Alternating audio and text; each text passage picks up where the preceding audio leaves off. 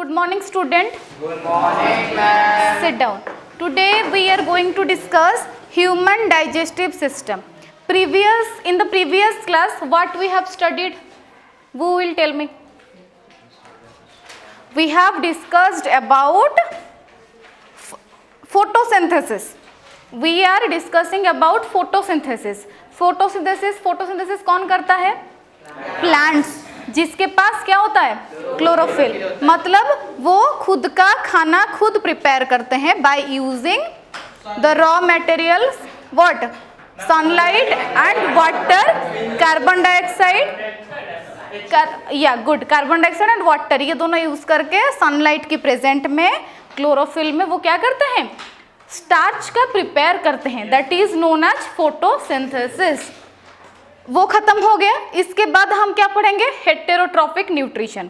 Heterotrophic nutrition का मतलब क्या है? जो एनिमल्स, जो भी ऑर्गेनिज्म खुद का खाना प्रिपेयर नहीं कर सकते. ठीक है, हम घर में प्रिपेयर करके खाते हैं, बट वो ही एक्चुअल प्रिपरेशन नहीं है. हम क्या करते हैं? डिपेंड करते हैं. हम डिपेंड करते हैं किसके ऊपर? आज plant as well as animal. We are depending on the both for our food. जैसे कि मिल्क के लिए किसके ऊपर? काऊ के ऊपर डिपेंड करते हैं. फिश के लिए एक एनिमल के ऊपर डिपेंड करते हैं. नॉनवेज जो भी खाते हो वो सारे एनिमल. इवन कर्ड के लिए भी काऊ के ऊपर डिपेंड करते हो. तो सारे हम एनिमल के ऊपर डिपेंड किए.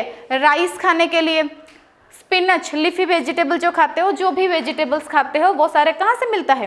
प्लांट से मिलता है. तो हम किसके ऊपर डिपेंड करते हैं? बोथ प्लांट के ऊपर भी डिपेंड करते हैं एज वेल एज एनिमल के ऊपर भी डिपेंड करते हैं.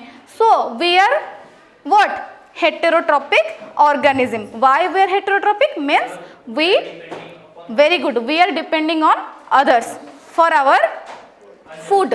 For our food we are depending on others. Others में कौन कौन आएगा? प्लांट भी आएगा, एनिमल भी आएगा. तो हम अभी क्या पढ़ेंगे? Heterotrophic nutrition. इसमें हम आते हैं, एनिमल आता है, एनिमल में ह्यूमन बीइंग भी आता है.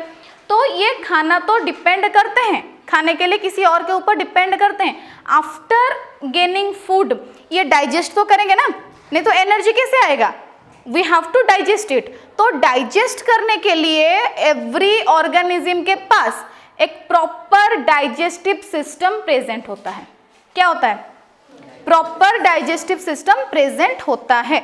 और सबका, हम तो यूनिसेलुलर ऑर्गेनिज्म है नहीं कि एक ही सेल में सारा काम हो जाए, ऐसा तो हम है नहीं. हम है multi cellular organism. Already 9th class में हम पढ़ चुके हैं. मल्टी सेलुलर ऑर्गेनिज्म का अलग अलग टिश्यूज, अलग अलग ऑर्गन सिस्टम्स और ऑर्गन्स होते हैं. क्यों? सब क्योंकि अलग अलग फंक्शन को कैरी आउट करने के लिए. समझ में आया? जैसे कि हम खाना खाने के लिए किसका इस्तेमाल करते हैं? हाथ का इस्तेमाल करते हैं. फिर चबाने के लिए किसी और का इस्तेमाल करते हैं. फिर डाइजेस्ट करने के लिए, और फिर एक्सक्रीटोरी प्रोडक्ट को बाहर निकालने के लिए कोई और टिश्यू, कोई और ऑर्गन इसके लिए हेल्पफुल है. समझ में आया? इतना समझ में आया? तो आज हम क्या पढ़ने वाले हैं? पूरा complete digestive system of human. कहाँ से शुरू होता है, कहाँ तक जाता है, कहाँ पे खत्म होता है, और ईच एंड एवरी ऑर्गन का क्या है काम, यही आज पढ़ेंगे. समझ में आया? तो this is the structure of human digestive system. समझ में आ गया? ये देखने से पता चलता है कि ह्यूमन का ही है. तो फास्ट डाइजेशन में पहले किसका रोल होगा? डेफिनेटली माउथ का रोल होगा. क्योंकि हम जब खाना खाते हैं पहले किसमें हम डालते हैं खाना को? माउथ में डालते हैं. तो माउथ में क्या क्या है? माउथ में क्या क्या है बताओ?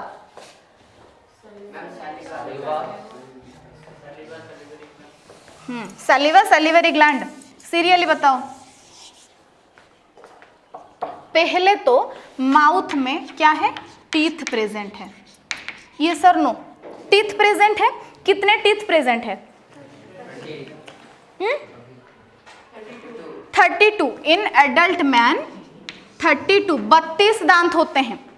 हाँ, 32 दांत को भी अगर मैं क्लासिफाई करूं, सबका अलग अलग फंक्शन है. ये कोर्स में है नहीं, फिर भी मैं बता देती हूँ, इंटरेस्टिंग लगेगा. माउथ में क्या क्या है? 4 तरह का, 4 टाइप्स ऑफ टीथ होते हैं. क्या? 4 टाइप्स ऑफ टीथ होते हैं. पहला वाला इंसीजर, जो कि पहले है 4, ऊपर 2 है, नीचे 2 है. Incisor, after that canine, canine जो मतलब नॉनवेज जो खाते हैं, कार्निवोर मतलब जो भी एनिमल कार्निवर है उनका जैसा दांत है, साइड में है, साइड में है, 4 है, वो है कैनाइन। हाँ फिर उसके बाद बड़ा बड़ा दांत आएगा प्रीमोलर, जो स्टार्टिंग का दो बड़ा, हाँ बड़ा बड़ा जो है प्रीमोलर। आफ्टर दैट लास्ट में होता है मोलर। समझ में आया? Incisor, canine, premolar, molar. लिखना है तो लिख सकते हो, incisor, canine, premolar, molar. Incisor का क्या काम है? इंसीजर जब हम कुछ भी एप्पल खाते हो, किसमें मतलब किसमें तोड़ते हो एप्पल को? स्टार्टिंग टीथ में तोड़ते हो ना, that is incisor. Incisor function करता है किसी को कट करने के लिए, कटिंग के लिए incisor is helpful. Got it? After that canine, जब नॉनवेज खाते हो, चिकन खाते हो, लेग पीस खाते हो, कैसे खाते हो? साइड में, फ्रंट टीथ में, फ्रंट टीथ को यूज नहीं करते हो, तब याद करो कैसे खाते हो, साइड वाले दांत को यूज करते हो। इसीलिए जो कार्निवर्स है उनका, जैसे कि टाइगर हो गया, लायन हो गया, उनका कैनाइन टीथ वेल डेवलप्ड है। Clear? Canine teeth well developed है। हमारा भी है बट नॉट वेल डेवलप्ड, इसीलिए तो हम दोनों खाते हैं ना, बोथ हर्बीवर भी है, हम हर्ब्स भी खाते हैं, उसके साथ नॉनवेज भी खाते हैं, कार्निवर दोनों खाते हैं, तो हमको क्या बोलेंगे? ओमनीवर। वी आर ओमनीवर्स, सब खाते हैं, इसीलिए हमारे पास सब टाइप का, एवरी टाइप का दांत हमारे पास प्रेजेंट है। समझ में आया? फिर आएगा प्रीमोलर एंड मोलर, दोनों का फंक्शन ये सिमिलर है। क्या है? चबाने के लिए। हाँ, चबा के उसको सिंपल फॉर्म में कन्वर्ट करेंगे। जैसे कि फॉर एग्जाम्पल तुम चिकन खाए कि एप्पल खाए, कुछ भी खाए, बड़ा सा पीस लिया, थोड़ी वो बड़ा सा पीस को क्या निगल लेते हो क्या? नहीं, उसको स्टमक में नहीं छोड़ सकते क्योंकि स्टमक डाइजेस्ट नहीं कर पाएगा प्रॉपरली, इसीलिए पहले तो हमको चबाना पड़ेगा, अच्छे से चबाना पड़ेगा। चबाने के बाद हमारे टंग, माउथ में सलाइवरी ग्लैंड्स प्रेजेंट है। ऑलरेडी 9th में हम डिस्कस कर चुके हैं सलाइवरी ग्लैंड्स, जो कि एक ग्लैंडुलर एपिथेलियम है अपर वाले लेयर पे। वो एपिथेलियल टिश्यू, उसका नाम है ग्लैंडुलर एपिथेलियम। वो एपिथेलियल टिश्यू क्या करेगा? ग्लैंड है, एक तरह का ग्लैंड है, वो सिक्रेट करेगा। क्या सिक्रेट करता है? सलाइवा। तो ये सलाइवरी ग्लैंड कहाँ से सिक्रेट होता है? ये सलाइवा कहाँ से सिक्रेट? सलाइवा। तो ये हम जब चबाएंगे खाने को, उसके साथ सलाइवा मिक्स होगा। क्या मिक्स होगा? सलाइवा मिक्स होगा। तो वो सलाइवा क्या करेगा? अगर हम ग्लूकोज रिलेटेड कुछ खाए हैं तो वो माउथ में सलाइवा की प्रेजेंट में ही डाइजेस्ट हो जाएगा। समझ में आया? अगर यस, हाँ, ग्लूकोज और कार्बोहाइड्रेट अगर तुम खाओगे तो भी उसका 30 to 40% माउथ में ही डाइजेस्ट हो जाएगा बिकॉज ऑफ सलाइवा। क्लियर? इसीलिए जब तुम रनिंग करते हो, कुछ भी काम करते हो, इसीलिए ग्लूकोज खाते हो। क्यों ग्लूकोज खाते हो? ग्लूकोज फिर माउथ में जाके इजीली डाइजेस्ट, मतलब वो स्टमक को जाने की जरूरत नहीं है, माउथ में ही डाइजेस्ट हो जाएगा। माउथ में ही डाइजेस्ट हो जाएगा तो इंस्टेंट एनर्जी हमें मिल जाएगी। दैट्स वाई हम क्या करते हैं ना, जब भी कोई फिजिकल एक्टिविटी बहुत हो गया, धूप में कुछ कर दिए, तो ग्लूकोज खाते। सब साइंस में रिलेटेड है, ऐसे कि नहीं कुछ भी उठा के खा लिए, नो, सब साइंस है, सब साइंस है। कॉटन कैंडी भी मुंह पे डालने से हो जाता है ना, वो सॉफ्ट है, वो सॉफ्ट है, वो शुगर है, शुगर भी तो कार्बोहाइड्रेट है ना, वो भी डाइजेस्ट हो जाएगा माउथ में, मोस्टली 30 to 40% डाइजेस्ट हो जाएगा। Actually that is not reason, वो सॉफ्ट है इसीलिए वो माउथ में क्या हो जाता है, नॉर्मल मतलब और सॉफ्ट हो जाता है। लेकिन शुगर खाते हो, कार्बोहाइड्रेट खाते हो, ग्लूकोज, सब एक ही कैटेगरी का है, तो वो माउथ में ही डाइजेस्ट हो जाएगा। क्लियर? अगर वो कार्बोहाइड्रेट नहीं है और वो अलग कुछ चीजें हैं, डेफिनेटली वो अंदर जाएगा।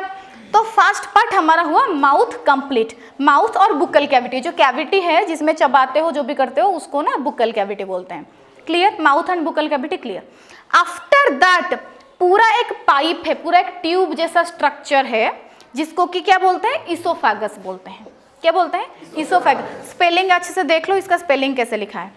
तो इसोफेगस आता है, वो एक ट्यूब है, सब जैसे भी फूड कंज्यूम किए हो, सब चबाने के बाद धीरे धीरे फूड पाइप में एंटर करेगा। फूड पाइप जो है, इसोफेगस है, वो कहाँ से, माउथ से ओपन हुआ है और कहाँ तक गया है? स्टमक तक गया है। देखो अच्छे से गया है कि नहीं गया है। तो सारा खाना चबाने के बाद कहाँ पे आएगा? स्टोमक में आएगा। क्लियर? अच्छा, अब देखेंगे स्टोमक। स्टोमक में क्या है?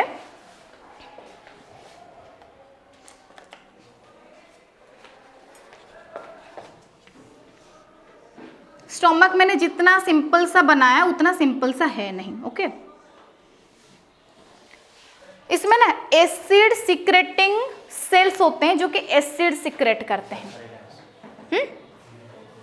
स्टोमक के इनर लेयर एसिड सिक्रेट करते हैं। क्या सिक्रेट करते हैं? एसिड का नाम क्या है? HCl, गुड, हाइड्रोक्लोरिक एसिड, और उसके साथ म्यूकस। म्यूकस भी सिक्रेट करते हैं। म्यूकस भी सिक्रेट करते हैं। HCl एंड म्यूकस भी सिक्रेट करते हैं। क्लियर? इतना समझ में आया? अब देखेंगे एसिड का क्या काम और म्यूकस का क्या काम। खाना अब कहाँ पे है? स्टोमक में है। सारे तुम कार्बोहाइड्रेट खाए हो कि लिपिड खाए हो, प्रोटीन खाए हो, कुछ भी खाए हो, वो जाएगा स्टोमक में। अब नेक्स्ट प्रोसीजर होगा डाइजेशन का। तो वो क्या करेगा? स्टोमक सिक्रेट करेगा hydrochloric acid as well as mucus. Hydrochloric acid क्या करेगा? एक मीडियम प्रोवाइड करेगा। क्या करेगा? मीडियम प्रोवाइड करेगा, और वो मीडियम में ही डाइजेस्ट होगा। पता है ना, केमिस्ट्री में पढ़े हो, केमिकल रिएक्शन के लिए एक मीडियम चाहिए, एक एनवायरनमेंट चाहिए, ताकि वो केमिकल उसी एनवायरनमेंट में एक्ट करे। सारे एंजाइम का एक्टिंग, सबका टेम्परेचर जो भी है, एनवायरनमेंट सबके लिए सेम नहीं है। कोई एसिडिक मीडियम में काम करेगा, कोई बेसिक मीडियम में काम करेगा, तो कोई न्यूट्रल में काम करेगा। समझ में आया?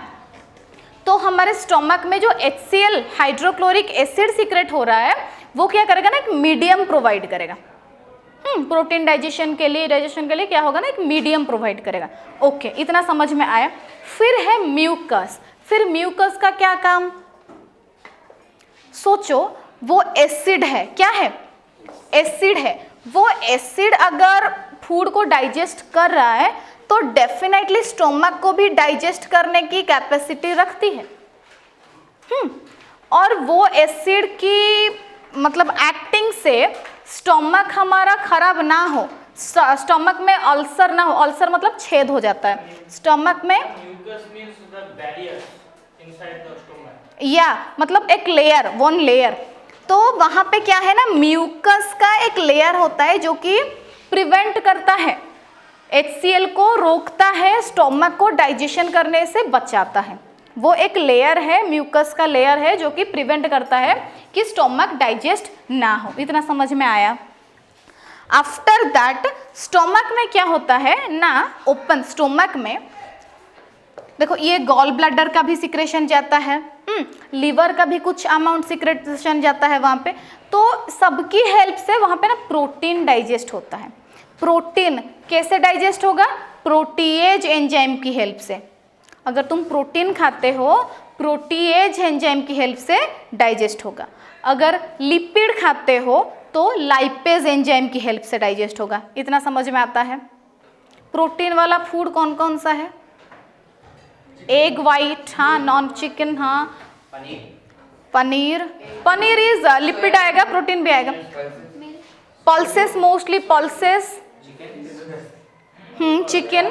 तो ये सब डाइजेस्ट, चिकन, ये सब नॉनवेज जितने भी खाते हो, मीट, ये सब ना प्रोटीन है। प्रोटीएज की हेल्प से वो डाइजेस्ट होता है। और प्रोटीएज प्रोटीन डाइजेस्ट करता है, हाँ, तो उसकी भी मतलब हमारे वो स्टोमक को डाइजेस्ट ना कर दे, इसलिए भी म्यूकस हेल्प करता है। प्रोटीएज, नॉनवेज अगर कुछ खाते हो, चिकन मटन कुछ खाते हो, उसको तो डाइजेस्ट करेगा, लेकिन हमारे स्टोमक को डाइजेस्ट क्यों नहीं करता? ये क्वेश्चन आता है 10th बोर्ड एग्जाम में, ये क्वेश्चन आता है। क्यों? क्योंकि म्यूकस का लेयर होता है हमारे स्टोमक में। क्लियर? इतना समझ में आया? आफ्टर दैट क्या है? वो खाना फिर कहाँ पे जाएगा? इंटेस्टाइन में जाएगा। कहाँ जाएगा? इंटेस्टाइन में जाएगा। इंटेस्टाइन में अभी क्या है? कार्बोहाइड्रेट ऑलरेडी 30, 40, 50% डाइजेस्टेड है। हाँ, स्टोमक में भी कुछ हो गया होगा तो 70% मान के चलते हैं। फिर प्रोटीन का भी, प्रोटीन का भी वही 40-50% डाइजेस्ट हो गया होगा। और लिपिड, लिपिड का डाइजेशन कौन करता है ना, गॉल ब्लैडर में।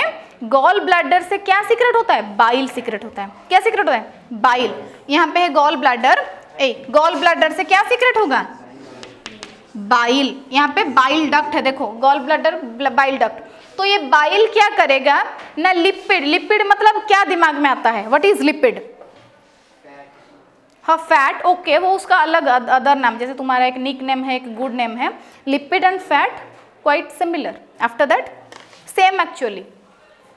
तो ये क्या करेगा ना, तुम जो लिपिड खाते हो वो ग्लोब्यूल से बना होता है एक्चुअली, वो केमिस्ट्री में पढ़ोगे डिटेल्स, तो मैं यहाँ पे जितना चाहिए उतना समझा देती हूँ।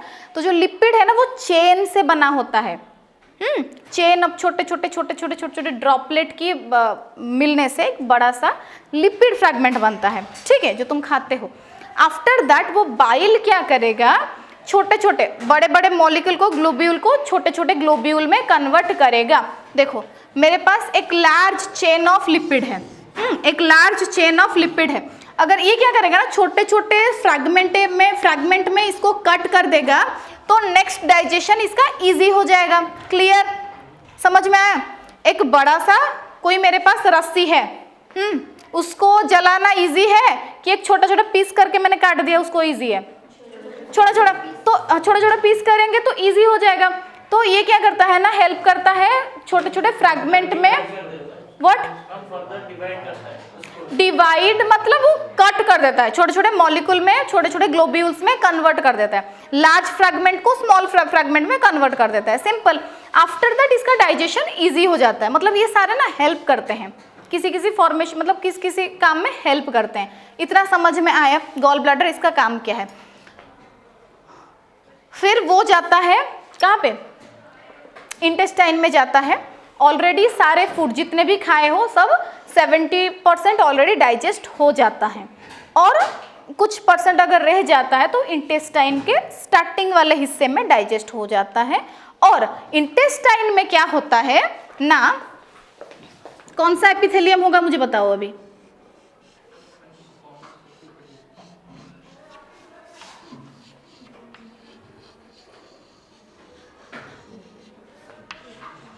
यहाँ पे ना विलीज प्रेजेंट है, क्या है, सिलिएटेड, ओके गुड। तो वो सिलिएटेड एपिथेलियम है, वो क्या करते हैं ना, सरफेस एरिया को इंक्रीज करते हैं। तो सरफेस एरिया को इंक्रीज कैसे करते हैं ऑलरेडी बता चुकी हूँ, ये क्लियर होगा। तो सरफेस एरिया को इंक्रीज करके मैक्सिमम फूड को एब्जॉर्ब करते हैं। क्या करते हैं, मैक्सिमम फूड को एब्जॉर्ब करते हैं। किस फूड को, ऑलरेडी डाइजेस्टेड फूड को एब्जॉर्ब करते हैं। क्लियर, एब्जॉर्ब करने के बाद वो फिर क्या होगा, जैसे कि यहाँ पे इसके साथ ब्लड वेसल्स कनेक्ट होंगे, इसके साथ क्या होगा, ब्लड वेसल्स कनेक्ट हो। तो जो डाइजेस्टेड फूड ना, डाइजेस्टेड फूड जाके किसी भी सेल के पास पहुंच जाएगा ब्लड स्ट्रीम के साथ मिलके। समझ में आया, कैसे डाइजेशन होने के बाद एनर्जी मिलती है, ऐसे ब्लड के थ्रू सेल के पास जाता है और सेल में टूटता है। कैसे टूटता है हम बाद में पढ़ेंगे, ठीक है। तो इसमें क्या हुआ, ब्लड के थ्रू चला गया सेल के पास। इतना समझ में आया। पहले हम खाना खाए, फिर वो उसको चबाए, चबाने के बाद वो गया स्टमक में बहुत सारा सिक्रेशन मिला, उसके साथ डाइजेशन हुआ, फर्दर डाइजेशन इंटेस्टाइन में हुआ। आफ्टर दैट डाइजेशन जब खत्म हो गया, खत्म होने के बाद वो क्या हुआ ना, ब्लड स्ट्रीम के साथ मिलके सेल, सारे सेल के पास पहुंच गया। फिर सेल में जाके ब्रेकडाउन होके वो रेस्पिरेशन में पढ़ेंगे हम, नेक्स्ट चैप्टर में है रेस्पिरेशन में पढ़ेंगे हम कैसे एनर्जी मिला। बट पहले वो डाइजेस्ट होके चला गया सेल के पास। आफ्टर दैट जो वेस्ट वाला फूड है, अब तो फूड नहीं बोलेंगे, वेस्ट सब्सटेंस ऑलरेडी डाइजेस्ट हो गया है, जो वेस्ट वाला है उसको हम क्या करते हैं, फेंक देते हैं ना कि नहीं। घर में जो वेस्ट वाला मटेरियल क्या करते हो, रखते हो क्या, नहीं, फेंक देते हैं। रखेंगे तो घर गंदा हो जाएगा, तो हम फेंक देते हैं। कैसे वो वेस्ट बाहर जाएगा, आनस के थ्रू एक्सक्रीट आउट हो जाएगा। क्लियर। तो ऐसे ही ह्यूमन का डाइजेस्टिव सिस्टम कैरी आउट करता है। ये अलग अलग टिश्यू से बने हैं, अलग अलग ऑर्गन हैं, बट एक साथ मिलके क्या करते हैं, पूरा एक प्रोसीजर को परफॉर्म करते हैं। हमारे डाइजेस्टिव सिस्टम को कंप्लीट करते हैं, डाइजेशन को कंप्लीट करते हैं। समझ में आया? और एक क्वेश्चन आता है, इस बार आया था, शायद इस बार आया था, अगर कोई है, आदमी है, कोई ह्यूमन है जिसको कि गॉल ब्लैडर में स्टोन है, गॉल ब्लैडर में स्टोन है, ठीक है, अगर नहीं तो गॉल ब्लैडर का रिमूव हो गया है उसका, तो बताओ उसको क्यों डॉक्टर प्रेस्क्राइब करता है कि लेस ऑयली फूड खाने के लिए? This is very important question for board.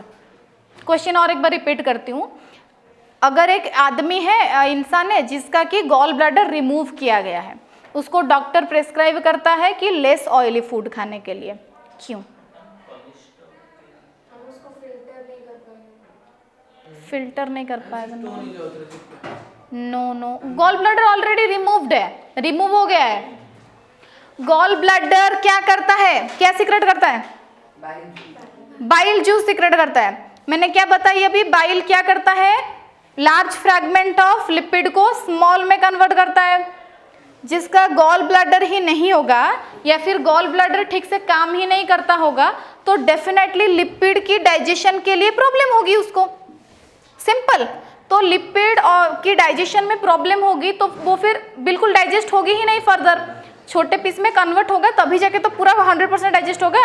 छोटे फ्रैगमेंट में वो कन्वर्ट होगा नहीं तो 100% उसका डाइजेशन होगा नहीं, तो उसकी फूड पॉइजन हो जाएगी, बहुत प्रॉब्लम्स होगी फिर। इसीलिए जो जिसका गॉल ब्लैडर में स्टोन है या फिर गॉल ब्लैडर रिमूव किया गया है उसको क्या बोलते हैं? लेस ऑयली फूड खाने के लिए। अगर हमारे पास गॉल ब्लैडर है भी, हमें भी इतना ऑयली फूड खाना नहीं चाहिए, ठीक है। नेचर ने हमें बनाया है ओमनिवर्स, हम सब खा सकते हैं, बट हमें क्या करना है, हमारी डाइट को कंट्रोल करना है। ज़्यादा फाइबर खाना है, लेस ऑयली फूड खाना है, प्रोटीन नॉर्मल, ये उम्र में तो प्रोटीन ज़्यादा खाना है। अच्छा, एक क्वेश्चन है मेरा, बताओ फाइबर क्यों ज़्यादा खाना है? क्यों कोई बोलते हैं, टीचर्स बोलते हैं, डॉक्टर्स भी ये बोलते हैं कि फाइबर ज़्यादा कंज्यूम करना है, क्यों कोई बोलता है? एनीवन? सुनो, फाइबर क्या है? नॉर्मली फाइबर किस में मिलता है? जैसे कि ड्रम स्टिक्स, जो सांबर बनता है ना, कोई खाते नहीं हो यहाँ पे लेकिन खाना चाहिए, सब्जी में होता है, ग्रीन लीफी वेजिटेबल्स में फाइबर्स मिलते हैं। वो क्या करेगा, अगर तुम फॉर एग्जांपल मोमोज खाए हो, मोमोज कैसे बनता है? मैदा से बना होता है, तो वो क्या होता है ना, पूरा ये फूड पाइप के अंदर जा नहीं सकता, कहीं कहीं पे चिपक जाता है।